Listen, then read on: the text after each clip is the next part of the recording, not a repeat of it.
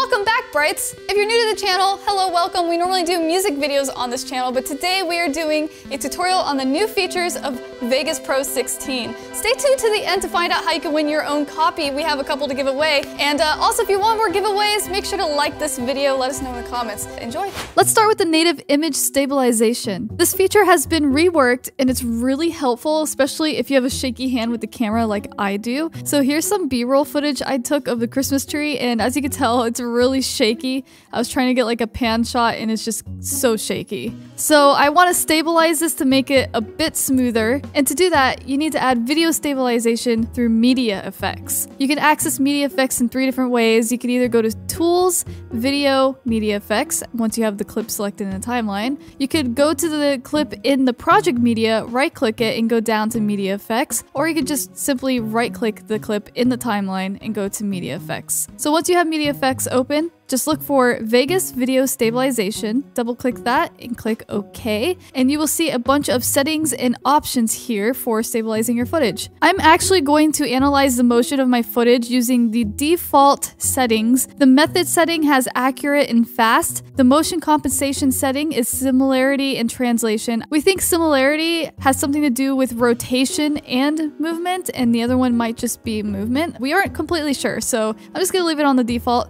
The smoothing is how smooth and stable it's going to make the video. So it's a parameter that helps define how much unsteadiness should be kept in a scene. So the higher it is, the smoother it is, but also the more it's going to affect your footage. So before I go through everything else, I'm going to analyze the clip, the motion in the clip, by clicking Analyze Motion. I'm going to keep all the default settings, and as you can see, it's working through this clip to analyze it. And now once you have your clip analyzed, you can adjust any of these settings and it will adjust in real time without having to analyze it again, so that's really awesome. So the other settings are borders and motion blur. I'm not really going to mess with the motion blur, but it's nice that you have the option for that. But in borders, you can see that there's something called auto zoom, which is checked off. In order to stabilize a clip, it actually has to move the clip around, but when that happens, you end up seeing the edges if you don't zoom it in, and that's what auto zoom does. It automatically zooms it in with enough to fill the screen. So if you turn auto zoom off, you can see the edges of the video. Wow, I moved the camera a lot. So let's go ahead and turn auto zoom back on. And the more smoothing there is, the more zooming is required to not show the edges of the video. As you can see, if I adjust the smoothing, it'll automatically adjust the zooming in real time. You can manually adjust the zoom if you like, or you can just mess with the edge fillings and add different edge fillings right here. There's a transparent edge filling, which is what we have now. It doesn't show anything on the edges. You can do mirror padding, repeat, and clamped edge, but I'm just gonna keep it transparent. And I'm actually going to keep auto zoom on. So let's go ahead and see how my clip looks now with the default settings. That is really steady. This is going to be really helpful for me especially. I think they've done a great job with this feature, and I think a lot of people are going to benefit from this. So that's the gist of video stabilization. Let's check out the built-in motion tracking in Vegas Pro 16. This is a feature I've been wanting for a very long time, and we finally have it, and we can do a lot of really cool stuff with it. So I got this clip of Sabrina right here. It's just basically her doing an outro to one of our videos. I think it's the Panic at the Disco cover. I'm just going to cut something out of it real quick so we don't have to work with too much footage, and zoom into it, and this is the clip we got. And if you are new, make sure you do smash that subscribe button. That's right, make sure to smash that subscribe button. And basically this is just for demonstrational purposes, but I'm going to show you all the cool stuff we could do with the built-in tracking and masking as well, actually. So let's go ahead and we can either click this, or we can go to Video Effects, go to Bezier Masking, and we could choose one of these presets right here. I'm going to do a circle and just drag it right on the clip. So you only really need to open the things that you want to use. So I could open the general options just so you can see what it is, but we're really only going to use this mask 1 area. And basically we're just going to apply a mask and we're going to do some tracking, and we could use that tracking to do some really cool stuff. So here's all the settings for the mask, and you can basically move it all over here, and it changes in real time over there as well. As you can see, I can move it up and down, the height's changing, left and right, the width's changing, etc. So I'm just going to get a nice little spot of her face here. So I'm just going to cover her face, get the middle spot right on her nose so it kind of tracks her nose there. I think that's a good spot right there. You could also feather it around the corners if you want, make it look nice. You could choose if you want it to feather both in and out, or both. So you could do in out. That's what out looks like in both. I'm going to go ahead and use both. I like that the best. And then from there, you just want to open tracking. Scroll down here and you can see you actually have some more options if you want to get more detailed with it. I like to choose high precision, and then you could also choose if you want it to just track location, track rotation and location, or track size, rotation, and location. I'm going to go ahead and just track location, and then you could choose the keyframe interval, which is how many frames are in between each keyframe that it creates, which you'll see in a second. So I'm going to go ahead and move this to the first frame, which I probably should have done that in the beginning actually when I was choosing where I want the mask to be, but I'll just go ahead and adjust that to my taste. And now that I'm on the first frame, I'm gonna go ahead and just hit start, and it's gonna start creating keyframes for this video. As you can see, every 5 frames, it makes a keyframe, and it's going pretty quick. You could do every frame, you could do every 10 frames. Obviously, the more frames you create, the longer it's gonna take. It knocks it out pretty quick, and it's basically just tracking Sabrina's face, and that mask is staying in place. So now we have the tracked mask on here, and you can see if I hit play, the mask is going to follow Sabrina's face and just kind of move around. And it's kind of like putting like a little spotlight effect on her. And it's masking out everything else around her. So there's a few things I could do now that I have this whole tracking and the keyframes and the mask and everything. So one of the things I could do is actually, let's say I wanted to blur her face out because maybe Sabrina didn't want to show her face on camera, but she wanted to talk to the camera and get her message out there. You know what I'm saying? So let's just say I wanted to blur her face out, which I could do pretty easily now that I have her face tracked and I have this mask all prepared. All I gotta do is duplicate this track. So now I have another version of it under it. And on the bottom one, I'm gonna go ahead and delete this Bezier mask, which I had on it. Because basically when I duplicated that track, I duplicated the clip and the Bezier mask, which I don't want it on the bottom track. So now all I gotta do is I could add any effect to this clip up here and it will apply to the mask I had, which you can't really see right now because it's blending in with the track under it, if that makes any sense. So I'm gonna go ahead and just add a blur effect. Let's see, Vegas radial blur. I'm gonna go ahead and do that. Hit OK. And I could just turn the strength up for the radial blur.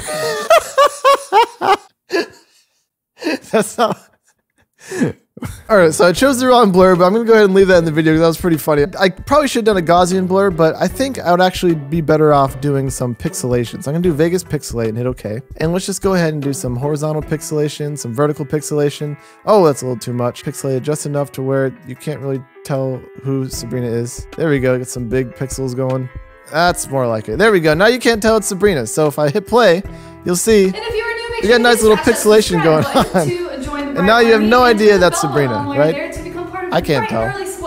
So that's a pretty cool thing you can do with the motion tracking and masking. But there's actually some more things you can do with motion tracking. I'm going to show you that right now. I'm going to go ahead and delete this track under it because I don't need that anymore. And I'm going to turn off the pixelation. So now we're back to where we were before with just this mask. And the tracking is still there as well. So you can see all these keyframes. And let's say I wanted everyone to know that this is Sabrina. And I also want them to know what her Twitter handle is, @SabrinaBrite. Because everyone calls her Tera. They think her name is Tera because her band's name is TeraBrite, but her name's actually Sabrina. So I just want to make sure everyone knows that. So all you have to do is once you have the motion tracking and the keyframes all applied, you click the clip, go up to Tools, go down to Scripting, and then click Add Text to Motion Track. I'm gonna click that.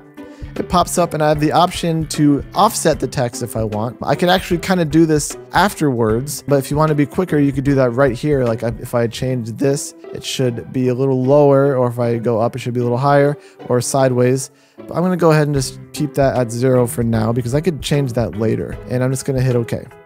Now what's gonna happen is it created a placeholder with some text, and that text is already tracked to her face.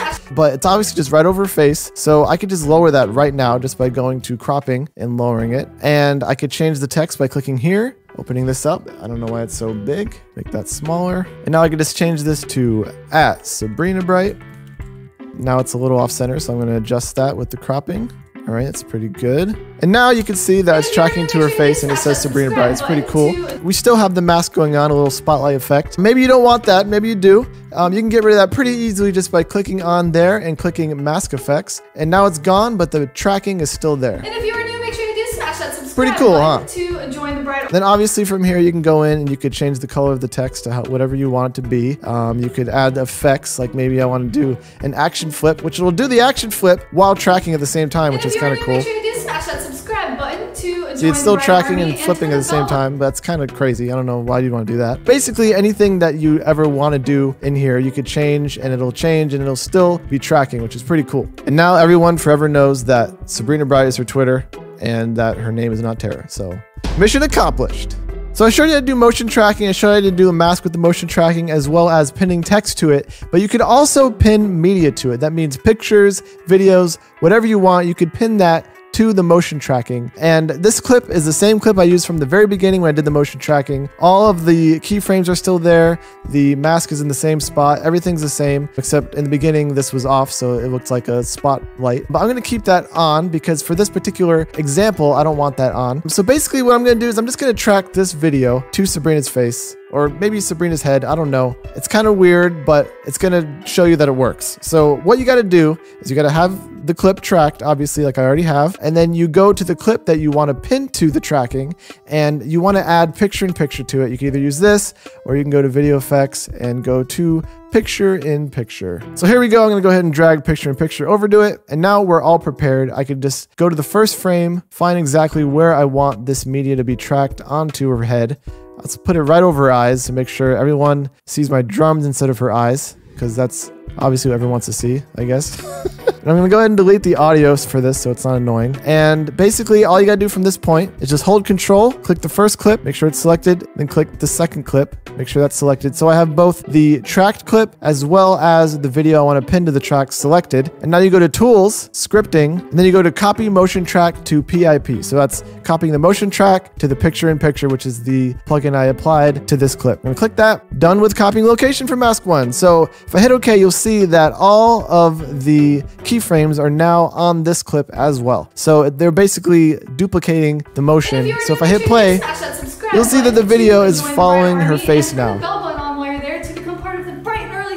And you can do that with any type of media you want. As I said, pictures, videos, whatever you want. You could track it to someone's face or their hand or whatever you want to do. And there's just a lot of cool things you could do with motion tracking now. And it's definitely way better than manually tracking, because before you had to like go and add keyframes and go next and like click this button and then just kind of do this and like change the keyframe. It got pretty crazy. We've done that a few times, I'm not going to lie, and it wasn't very good. But now we can do it like instantly and it actually looks good. So go try it out. I hope it was helpful. I can tell you we're going to be using it a lot. I'm so glad that they added this. Next, let's check out the new storyboarding feature in Vegas Pro 16. This is kind of like a cool new way to organize your clips and almost edit them in a storyboarding fashion using bins. So before I get into how that works, I just want to show you that everything over here is sort of the same. Like we're in the all media area. I got some clips in here. I could scrub through clips by just like scrolling past them. I could change the in and out points by dragging them, or I could just drag and make in and out points that way. I could hold Control and zoom in to get a better shot of these. I could preview them by hitting play, and it will preview the in and out points that I set. So I could like set some pretty short in and out point right there, hit play, and it'll show what I just set right there.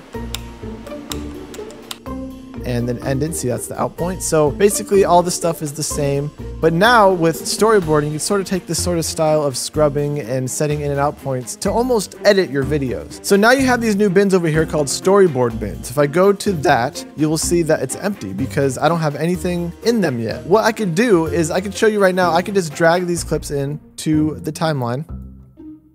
Hit yes to make it match the project. And I'm going to shorten this right now. Okay, so now that everything's in the timeline, I want to show you that if you go to storyboard bins, drop this down, and then go to main timeline and hit refresh, you will see that all these clips that I placed in the timeline and resized are updated in the main timeline storyboard in the correct order and have the correct in and out points set. You'll see if I change this in and out point, I'll make this a little shorter right now, put that together, and if I hit refresh, you'll see these in and out points will get smaller, watch. See, it just updated to that in and out point that I set basically in the timeline. And vice versa, I could do the same thing in this main timeline storyboard bin. So if I change this, it actually updates in real time this time, and you'll see it changing in the timeline. And if I turn on the auto ripple, if I change this, it'll actually ripple to it, so that way it doesn't overlap like it was a second ago. And now I could basically edit the video here from the storyboard, and it just happens automatically. And I could basically just change the in and out points, and it will happen automatically and update inside the timeline as I do it. And another thing you could do is you could actually move the clips around and change the order of them, and it will also update in the timeline. So to do that, you hold Alt, you click the clip you want to move, drag it, and you'll see, watch the timeline, bam, it changed.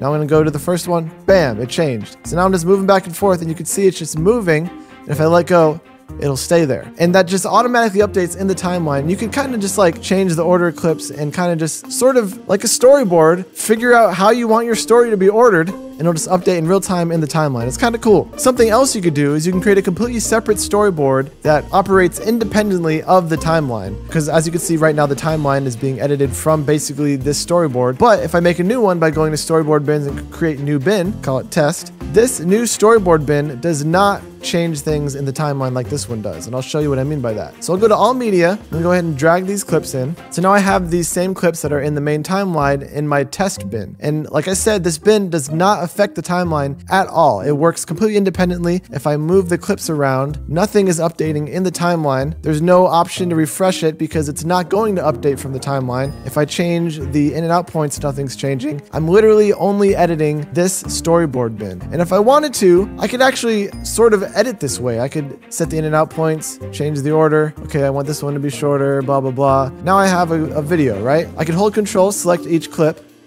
have them all selected. Now I can hit preview and sort of watch this like it's an edited video. So I'm watching the in and out points, I'm watching the order, and see, as you can see, went to the next clip.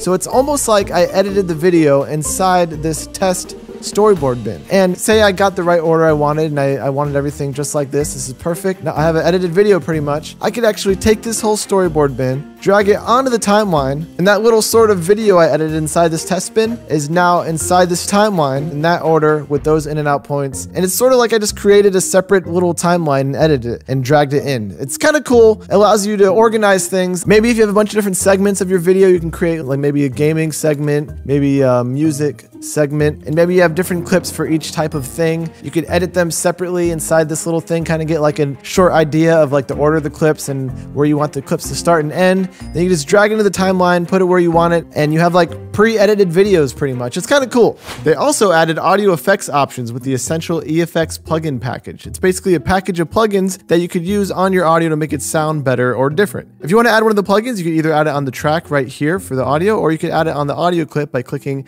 the event effects button right here. So when you're in the event effects area, you can see all these EFX plugins. These are all the new ones. We got a chorus flanger, a compressor, de-esser, gate, limiter, phaser, reverb, stereo delay, tremolo pan, tube stage, and a vocal strip. Basically, if you want to make your voice sound good in a video, you could add a compressor, de-esser, gate, limiter, maybe some reverb. Maybe not reverb though, because that kind of makes room. That would actually change what the room sounds like. But you could add all those things, and you could also do pretty much all that same stuff with the vocal strip. It has the compressor, de-esser, gate, and limiter built in, and it also has a high pass filter. I'll show you that right now. So see, we have a high pass, gate, de-esser, compression, and we have a tone thing. And it's all right here in this plugin, and you could just change it how you want and get your vocal to sound good with one plugin. Or you could do it individually with all the other plugins and have a little bit more control over that, because you'll see the compressor, for instance, has a lot more controls here. It's not just one dial. Like I said, in addition to that, you also have all the other things that just kind of make it sound different. Like for instance, if I wanted Sabrina to sound like she was in a cave or something, maybe I'd put a delay on it so it would bounce back. I could put a reverb on it so we get some nice room sound. And then I could affect those separately by going back and forth here. So here on the delay, I'll just, here, I'll turn the reverb off for now, see what it sounds like.